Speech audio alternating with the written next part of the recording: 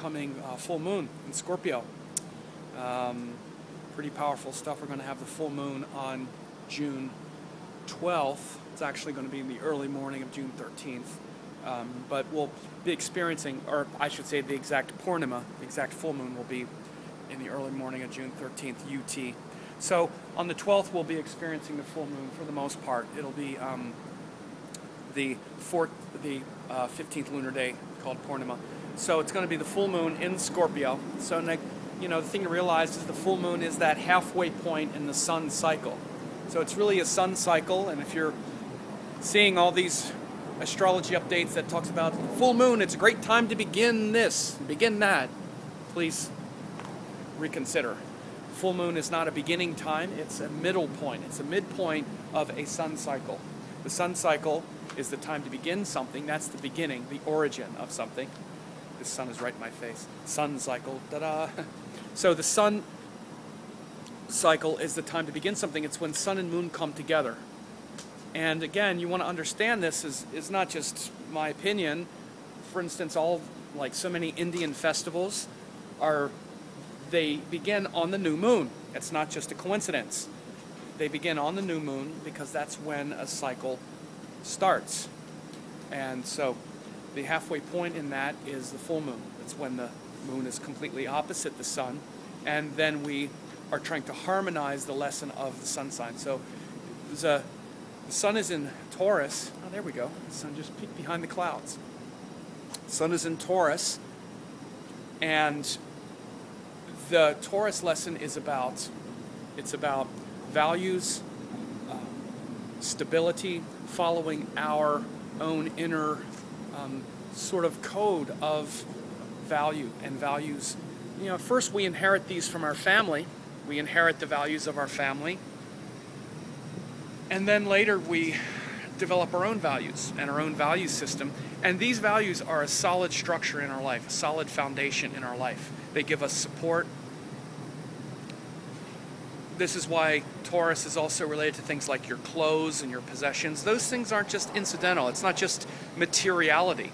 Your clothes and your possessions are a reflection of you, of your values, of what you value. You take some of your money, your value, and go trade it for something that reflects your values. Ponder it. It's a deep concept. So that's the concept of Taurus. Now Scorpio is where it's opposite that. So it's where we question our values. We question those solid structures and say, you know what? Even though these are my core principles and my core values, and I have a group of friends and possessions and habits and routines that support and that reaffirm those values, there's something more. And I'm restless and stressed that I'm not inculcating those things. So Scorpio is that restlessness that senses, in fact, it senses the fear.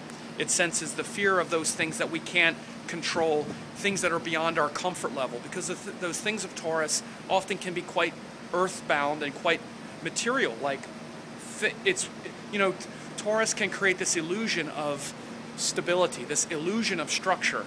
And it is an illusion, at least in the world. Now, the highest quality of Taurus is contentment with what we have, and contentment with the reality of life, which is beyond just our possessions, so that we're not just in this mindless acquisition.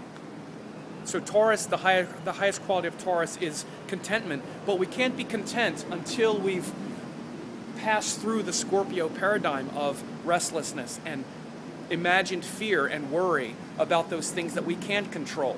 Okay, of course we have this family around us and these friends around us and these interests and these things that give us a sense of, okay, I'm solid and stable and I'm fixed, my life, this is my life and it's solid. But the Scorpio says, no, it's not. It's never solid. It's an illusion. There's an illusion of stability, an illusion of structure that we sense in Scorpio.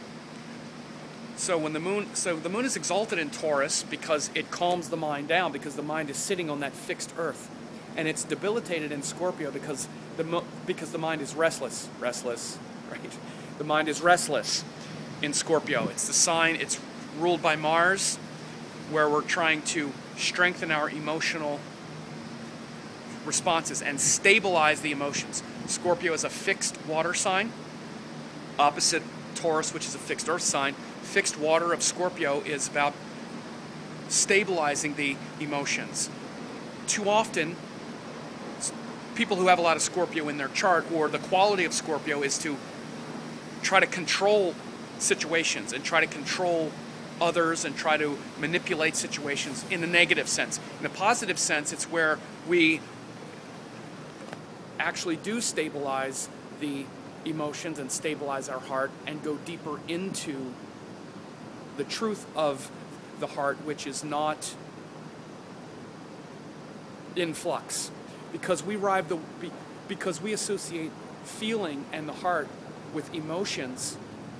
We're always riding up and down on the waves of emotion, and Scorpio is where we sense that vulnerability, and that if we don't have anything solid beneath our feet, it's just this emotional roller coaster. So Scorpio actually creates a lot of emotion, a lot of drama, so that we then stabilize it and go deeper into what's below the surface. So on the surface of the water, there's a lot of waves. But below the surface, it's calm and peaceful. So we need to sink down into the heart in order to connect with the true source of emotion, which is love. The true source of all emotion is love. Love is the source of all emotion, pure feeling. But love is only possible when there's detachment.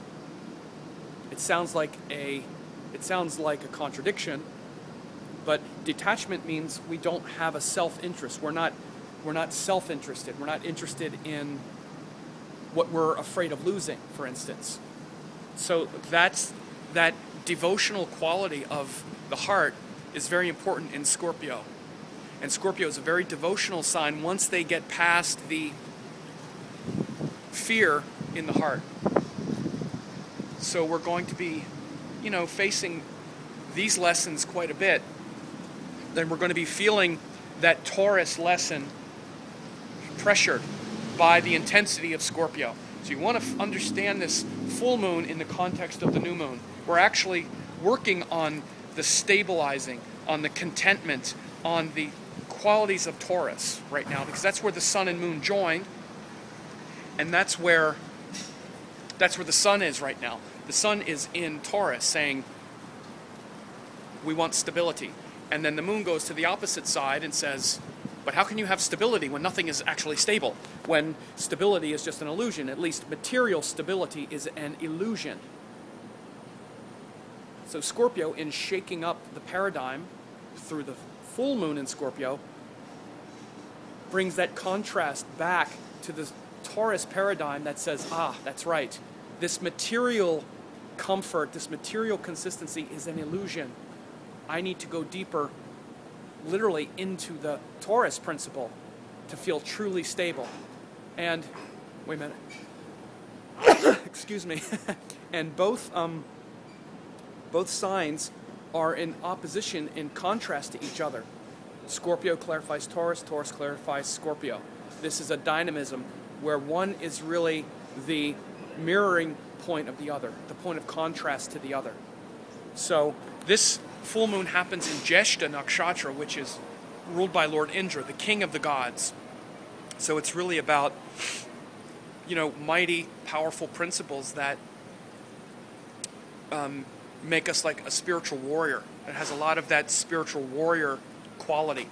So now is the time to really connect as the spiritual warrior to your, to the truth of the heart, not just the drama of the emotion. The truth of the heart is pure love. The source of all emotion is pure love. Because when we feel love, we don't have the drama of the emotion. Emotions come because we're not experiencing love, because we're not in flow with love. Once there's love, pure love, there's no drama, there's no emotion. Emotion comes because we're trying to get that love.